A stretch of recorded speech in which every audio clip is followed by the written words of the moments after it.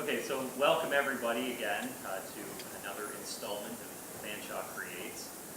It's great to see everybody here to share in this event. I'm not going to invoke the muse, so as Juru has done, that sort of thing. For those of you who missed it, she opened this series with invoking all, 12 muses, is it? Yeah, so I'm not going to follow that.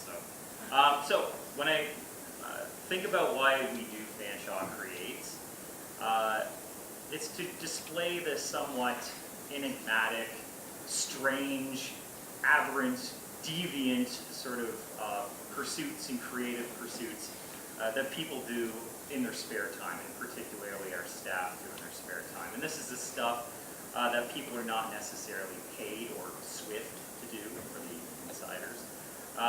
But that rounds them out as real flesh and blood human beings, and that demonstrates that sort of anomalous drive to create. And I can think of no better guest to represent this somewhat enigmatic, strange, deviant, and I must also add masochistic drive than Dr. Patrick Casey. I say masochistic because it takes a person with a penchant for punishment to do stand-up comedy in such fine, not divey establishments as the Roxbury, in front of inebriated regulars, tanked up hecklers, venues about as close as you can get to a Main Street tavern with all its gritty stereotypes, bloodstains baked onto the floors, dehydrated vomit permanently inked into the pool table felt, fragments of teeth embedded in the bar stools, and I think Pat's going to be comparing this to teaching at Fanshawe. Good, all right. So anyway, when we think of the creative projects that staff members in the Liberal Studies Department might do in their spare time, that they're working on a play or they're shooting photos of body paint artists or doing interpretive dance, we might not think that's so strange. But when Pat told me that he did stand-up, my first reaction to that was, really? Really, you do stand-up? It's not something you hear very often, that a person actually puts themselves out there like that. It's not something that, it's not one of the creative things that people normally do. So I think we're more immersed in projects like writing, other sort of artistic kind of work, or other sort of say visual arts. But stand-up is truly unique. So anyway, Pat gave me a little bio. I'm going to read it out here. So Pat hails from the projects of Kitchener. He did his undergrad at Molly Bloom Subterranean University for the Pale and Irish, aka Queens in Kingston, and worked for 3 years at a newspaper humor publication called Golden Words. He attended Western for his PhD, has lived in London since 2004, started doing stand-up about 2012 or so, mostly amateur and open mic nights, and he has amassed a total of $15 in comedy earnings over his career. Which reminds me, I think you owe me $15. So, later. He's also a misanthropic philanthropist, a reluctant humanitarian, and a professional pet food taster. And on it goes. So please welcome Patrick Casey.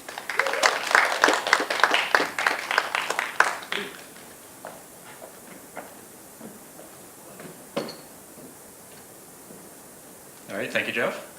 How is the volume? Can you hear me? Yes. All right. Excellent. So thank you all for coming. I'm just gonna double check, make sure that is off. Yeah, I got a new phone recently for Christmas. Actually, it's kind of cool. It has a pedometer on it. I don't know if you've seen these. Yeah, it keeps track of your steps every day, which I thought was neat at first. But I know I'm a lazy person, but there's a difference between knowing that you're lazy and seeing your laziness quantified and represented to you in graphical form. My phone will show me, every week I'll look at the graph and be like, Monday, Tuesday, Wednesday, Thursday, Friday, Saturday, Sunday. And I'll pull it out and I'm like, I'm curious. I'm like, you took 12 steps today. I was like, are you sure? Is this thing working? Hey, 13 steps. Yeah, it's pretty bad. It's gotten to the point where Siri actually checks in with me to see that I'm okay. Like, are you all right? Yes, I'm fine, Siri. Like, do you need an ambulance? Like, no, I haven't fallen. I'm doing okay. I'm just reading. I'm watching TV. It's like, would you like me to call a mental health hotline? It's like, no, I'm fine, Siri. It's interesting. We've created technology that knows so much about us that it can be like all passive aggressive about our habits.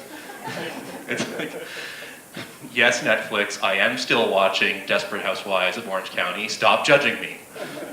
So, yeah, so I see a number of faces here. Most people are faculty. I think we have one student. Hi. Which program? It's Bachelor of Environmental Design Okay. Environmental design and planning. One field, other mostly what, language, liberal studies people? Yeah, okay.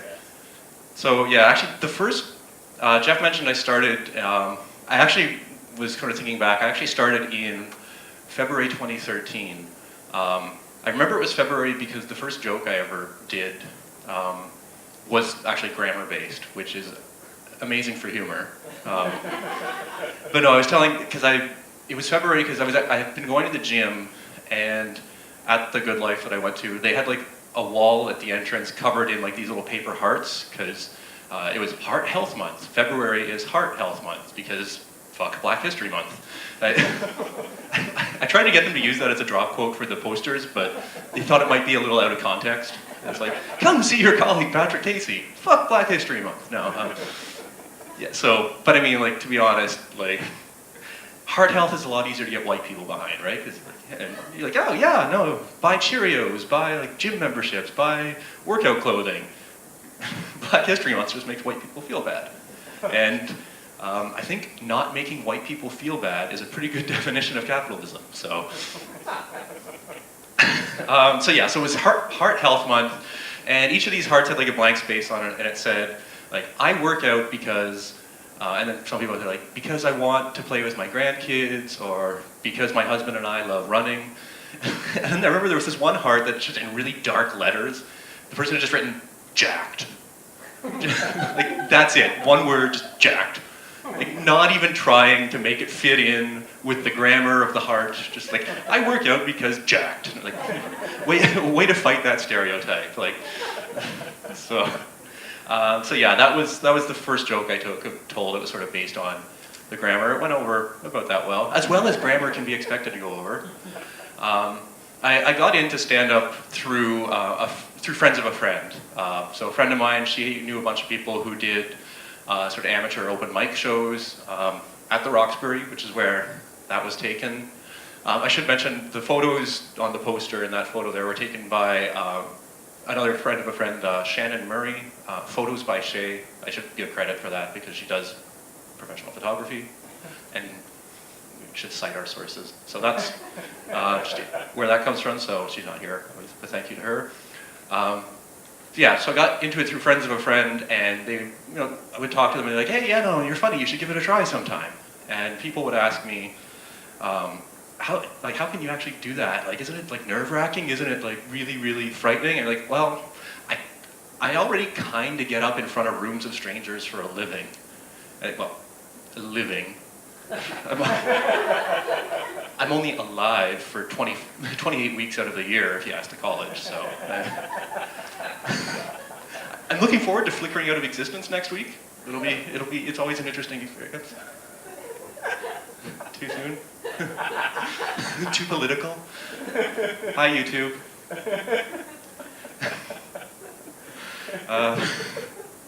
So yeah, there's actually a small but devoted comedy community, stand-up comedy community in London.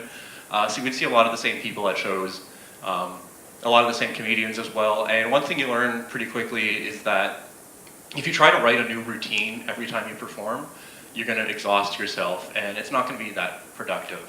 So you'll hear a lot of the same jokes, but you'll see that people sort of repeat material.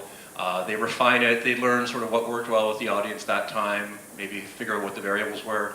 So that is one parallel to teaching, right? Like, we deliver repetitive material to different groups of people over and over, and to us it can feel very self-conscious because we're like, oh my god, I have to give the memo lecture again, or I have to.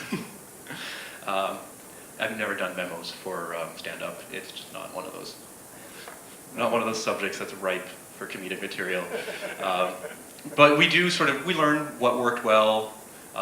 We sort of log the phrasing that went over well with groups of students and with different groups of students. So I think Dura and I were talking about this beforehand. you develop almost like a script for certain parts of the lesson. Like, oh, I'm going to tell this offhand joke here. And it can be a little bit strange because it does feel really fake and scripted, and you want to tell your students, like, no, I'm not actually that funny. I did that last time. Like, like you have two sections back to back, and you do the same joke to both of them. And it's like, but they don't know, right? The audience doesn't know. They think it's new and fresh. So, and the audience that does know realizes that there is that performance aspect to it. So you do hear a lot of the same jokes, but you hear sort of variations on a theme. So like I started to do some of the same stuff. You have bits that you keep as sort of standards and you refine them and make them better. And then you swap out other parts just to try new things, try to go back to the old standbys that, you know, got a laugh. The standard opener that I came up with was something along the lines of, so yeah, man, I don't understand women. Pretty standard setup. I just don't get women. See, like the other day, my girlfriend is sitting on the couch, and she's flipping through a magazine, and she's like, I really want Kim Kardashian's body.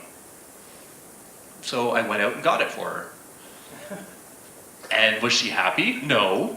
All of a sudden she's freaking out, like, oh my God, why is this bloody corpse in our living room? And I was like, I'm sorry, you said you wanted this. I went out and got it. But she was like, apparently that's not what you meant. I don't know, I never listen, or I take her too literally. But she's like, oh yeah, no, I want Kim Kardashian's body, I want Taylor Swift's legs, I want Michelle Obama's arms. And I'm like, this is the most gruesome scavenger hunt ever. This is horrible. You're a terrible person. I don't understand why I'm with you. Apparently the feeling is mutual. But oops. No. You also learn a lot about different sort of personal styles that people have when they do comedy. You'll see some people who are really good at one-liners, and they sort of can rhyme them off, and that's one style. I personally tend to be a little bit more observational, anecdotal, sort of developing a story and then inserting sort of funny little, hopefully funny observations into it. I also tend to play around a lot with language, like that Kim Kardashian joke, which still has some cultural currency. You'll hear other people, they do, there was a ventriloquist that I saw a few times, or impressions, or like different styles. But again, just like we have different classroom styles. Some people are really good with, you know, like delivering engaging lecture material, or directed questioning, or work really well with audiovisual material or interactive exercises. But at the same time, you have to make sure that your style doesn't become a gimmick, just like any stand-up. Like, he's like, oh, that's a really great impression. It's accurate, but it's not funny. It's like, yeah, but it's a really good impression. So there's always sort of that fine line that we're walking between having a variety of styles and having certain styles that we're comfortable with, but at the same time not falling into gimmickry. Let's see what else I got here. That was less funny. That was more like an actual observation. But yeah, oh yeah, you do run into hecklers a lot. I'm pleasantly surprised. Jeff has been on his best behavior. But it does happen, and we've all had sort of classroom management issues. You get different types of heckler. They fall into different categories. You get sort of the too cool for school hecklers, which I'm not too cool because I just used the term too cool for school. But you know, the people who are just like, who don't want to be there, or who think they're too good to be there and want everybody else to know it. Like, oh, yeah, that's really funny. And it's like, all right. Sort of related to that are the people who think they're funnier, but just never had, like, los cojones to get on stage.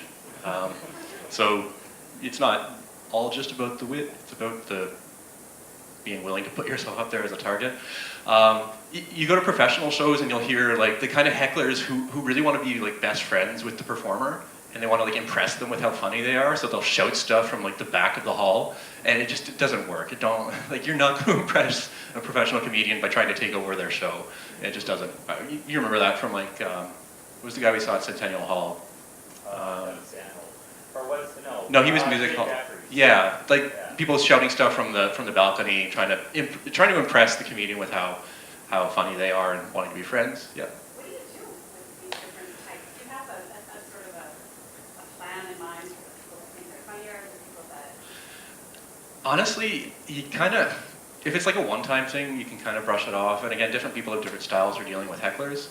What's your style? My style, I do tend to like brush it off unless it gets really serious. I don't know, usually make them feel awkward. Just stop the show and ask them how they're doing. So how are you? Yeah? Enjoying it so far? Is it everything you expected? And more? I don't know, you're sitting so far away, it's hard to gauge the eye contact. I don't know.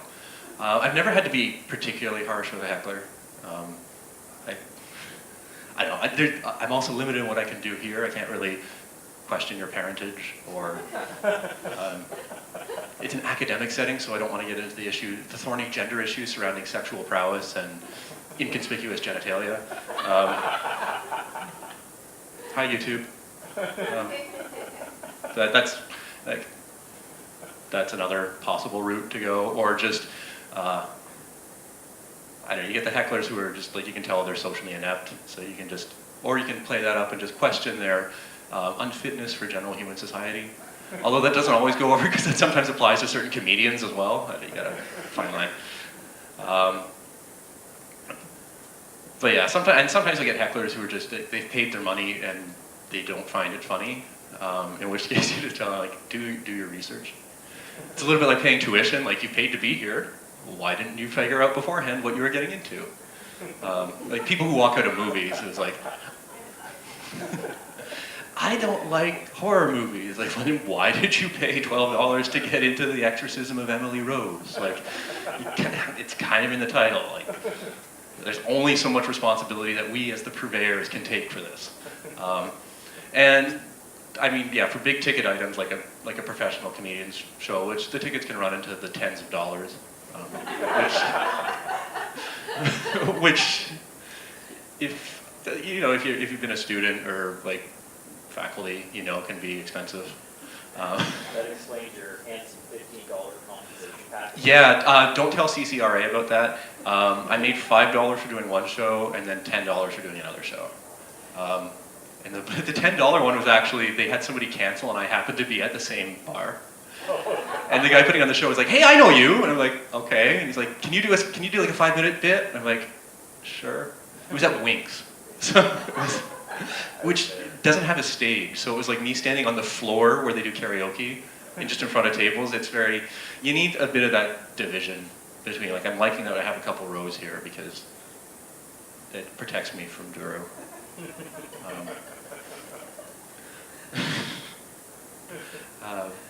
What was I talking about? Oh yeah, no, expensive. So yeah, like, you're paying for admission, basically, when you pay tuition, is one way to think of students. You're paying to have access to me. Like, yes, I have a certain responsibility in purveying the material, but I can't enjoy it for you.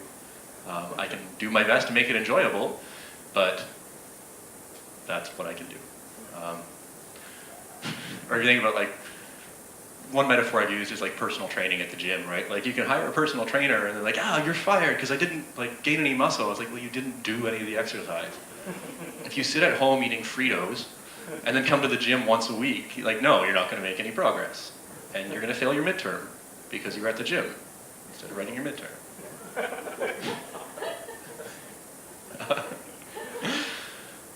Yeah, sometimes the awkward silence works as well. That's what I do. My students know it well. Bad puns, self-consciously bad puns. I enjoy those. That's what I have to say about that. But yeah, no, teaching is, as we know, a performance. So we kind of embrace that performance aspect. Sometimes the repetition, sometimes the refinement of material, sometimes interacting with the audience, which is called crowd work in the lingo, because I'm such a, I have made $15 after all. I would say that's making it rain, but it's not. I could convert it into quarters and make it hail, I guess. But they don't like that at strip clubs.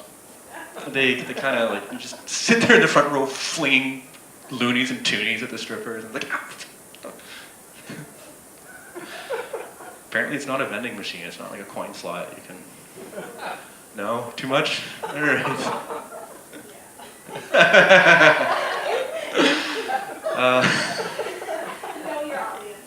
Yeah, I know. I don't know anything about any of that. So, but again, teaching is a performance, and humor is one way that we can sort of foster a connection with the audience. It's a really good way to sort of demystify some of the material. We've all had to teach stuff that is boring at times, or on the other end can be difficult, or difficult and boring. Being able to laugh about something doesn't mean that you don't take it seriously. I mean, when Chris Rock jokes about race and racism, he still takes it seriously. Or when George Carlin makes jokes about censorship and words you can't say, like, he still takes censorship seriously. So it is possible to, like, or The Daily Show, when they joke about stuff, like, it's all stuff they take seriously. So people sometimes think, oh no, don't joke about that because it means you don't, you don't find it serious. And it's like, well, that's not true. You find it serious, but at the same time, being able to laugh at yourself, being able to laugh at stuff, is a way of gaining a little bit of that distance, and distance is helpful for perspective. And I think one thing that I've learned is that it's important to have perspective on what it is you're teaching. Like, okay, yes, I realize that some of this stuff is boring. I can joke about how boring it is. I can make a couple little puns to make it easier. I can come up with a fun example of a spreadsheet or whatever. But just because I joke about it, I'm trying to communicate it to you in a way. It is important. In a comm class, I had a student be like, oh my God, I can't wait till this is over. And like, yeah, it'll be great when you get to the real world, don't have to do paperwork. It's a reality, but if you don't laugh about it, then you're just gonna hate it. So having perspective on what we teach can, I think, help us put ourselves into the shoes of students, metaphorically. Don't do that literally. Run into some trouble with stealing shoes. No. Yeah, and that's pretty much my bit, what I have to say. Ultimately, what it always comes back to is that laughter is kind of self-justifying. Nobody ever asks you, why are you making me laugh? Like, comedy is this kind of thing that justifies itself. You don't have to defend it, you can just enjoy it. So that's sort of the big takeaway for me. So, thank you very much, everybody. I'll be here all week. I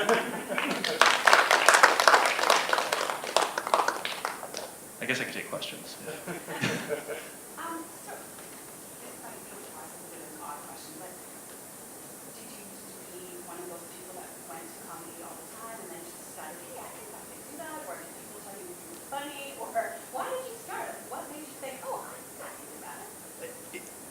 So the question was, Sorry. Yeah, no, it was more like I didn't go to it a whole lot of times. It was one of those things I'd see, I was like, I wonder what I would do if I were ever in that situation. And then it was mostly, people I talked to who encouraged me to give it a try, which is nice to hear. It's nice to have somebody say, oh, you're funny, you should do it. And say it in that tone of voice and say like, oh yeah, you're funny, you should be a stand-up comedian. Which, thank you, student. All right, thank you, student. Yeah, it was mostly, it was a scenario that I had vaguely thought about, like, if I had a gun to my head, what kind of routine would I do? But ultimately, it was just from knowing people who did it and being encouraged to give it a try. So, yeah. How did your first show go? It actually went pretty well. It was like an open mic challenge. I didn't win, which was disappointing, but I do feel like it went well. You see some bits that just go terribly, and you feel bad for the person, and you feel awkward, and then you want them to stop. And then you really just want to push them aside. So yeah, no, it didn't go well. My brother was there, he videotaped it. I don't have the video on me. But yeah, like, the opening joke went well. I told the Jack thing. I think I made a joke about, this was before the Kim Kardashian body joke. Oh yeah, no, I went on to talk about gyms and how, like, oh yeah, no, some people are really uncomfortable being at gyms because, everybody who works there is like always giving you, like, really pushing you the hard sell and trying to sell you a membership, and then when you have the membership, they try to sell you on lessons, and then they try to sell you on personal training, and it's like, their job as personal trainers, or as, anybody from health and fitness program here? No? Okay, good. Their job is to, like, once you're in the gym, to get you more money than you planned on spending. So the way I see it, people who work in gyms are strippers, they just never take their clothes off. Like they have to have a nice body. They use that body to get you to spend money, and that's. So to answer your question, the first bit went fine. Jeff? What is the, I guess most, aside from Fanshawe Creates, what was the gig that you found maybe went the most poorly or was the most challenging? Thank you. Not making you sort of like invert. I can think of one. This one? No, not this one. Oh, you're thinking of the woman at the Roxbury? Yeah, that was more the oblivious heckler, Yeah. the alts heckler, I guess. Oh. It's like, yeah. There was one show I did pretty early on at Carrie's across the street, and the mic wasn't really working, so it was hard to hear in the first place. And one of my students was sitting in the front row. And it was like March, and marks were due, so it was like, better laugh, I'm working on your final assignment right now. Another one I did at the APK on Clarence, and again, kind of like, there was no stage, and it was cold, and there were 2 people there, and there was also no mic. But yeah, the show Jeff's referring to is one at the Roxbury where there's just this haggard woman sitting in the front row who just, do you want to do the voice or you? Well, she was sitting in the back. Was she? And, she Or was to the side or somewhere, she was loud.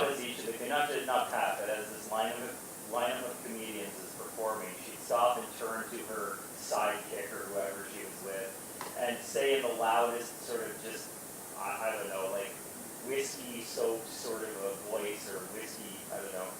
Is that funny? Is this guy's funny? And then everybody can, it's just echoed throughout the entire bar, and it was just, Yeah, amazing. it was that nasal, cigarette-tainted, whiskey-ruined voice. Yeah, that, that's right. Whiskey ruined. That's right. and it's the kind of heckler where you're like, you kind of feel bad for them because like she's doesn't know that it's funny. So it's like there's sort of a brain-body disconnect there, I guess. So you want to go a little bit. One of the later comedians, because they get sick of that, just ripped right into her. Just Not literally. Lost it on. Yeah. Like, it was interesting to watch. He actually had a meltdown, I think. Like, Yeah. It was an honest to God, like it started off funny, and then like just personal attack, like. And that's the last we heard of Michael Richards. On her gender and everything, like it just went like, it was probably akin to the, what Michael Richards, Yeah. kind of a meltdown, like it was like, because people had been putting up with it all night, and somebody finally just like couldn't stand it anymore. Yeah, and that's like, it's tough at a venue like that too because people haven't paid to get in. Like it's a free show, so like they're there, and you're taking over their space a bit. So you got to negotiate that aspect of the performance. But yeah, that was unpleasant. And it turned out kind of funny though. Yeah. In the end, it was interesting to actually see that, witness that meltdown in person too. Like this comedian who's probably pretty measured most of the time, who can deal with hecklers, just completely like just lost it. Yeah. It's fun to see for first breakdowns happen on stage. What's that? I forgot. He was either a local guy or sometimes they get like people to come in from Toronto as like a headliner. It might have been more of a guest. Yeah, he was really funny actually. The guy that he was. I think he was probably from Toronto. Usually at some of these shows, they'll have like local people, and then they'll have a guest, like not a professional, but somebody who's more experienced, come in from somewhere like Toronto, and do like a 10-minute show instead of a 5-minute bit, which is sort of the standard length for amateurs. Which is way longer than I've gone on, which I guess makes me a professional. $15, please. That's great. All right. No, I guess. Fanshawe talk, yeah, I get. Well, go ahead. Maybe you could take one more question. One more. Oh yeah, Dura didn't get to ask her question. Yeah, I mean, it's not a question. It's an invitation to comment on something. I did think So it's an academic question. I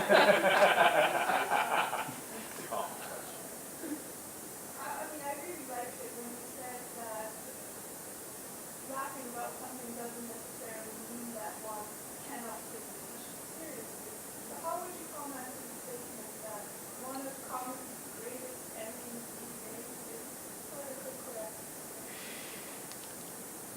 Okay. It's one of those thorny issues because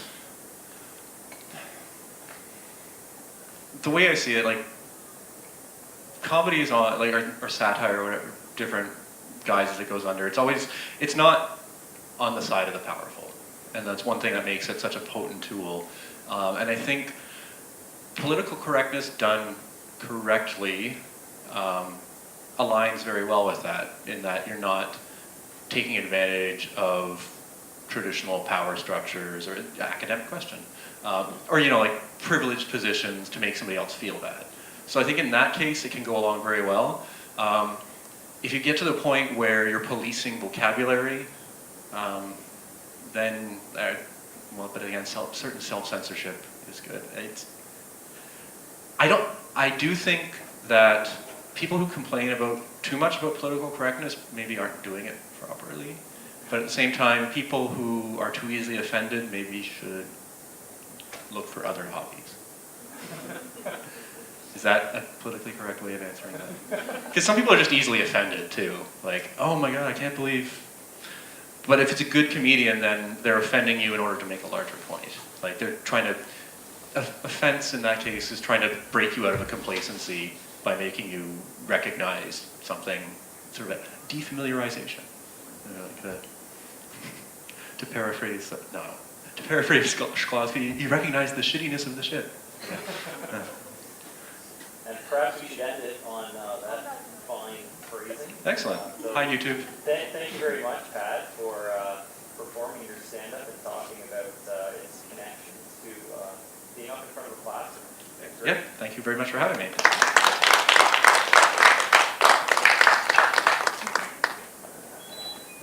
And there's more coffee and treats available in the back of the room. So feel free.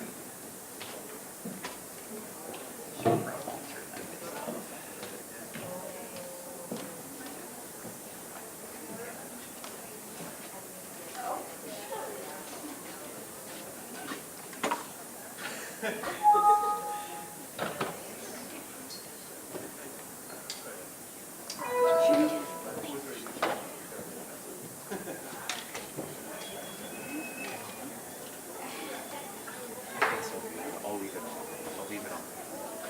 That's fine, they can edit it or something.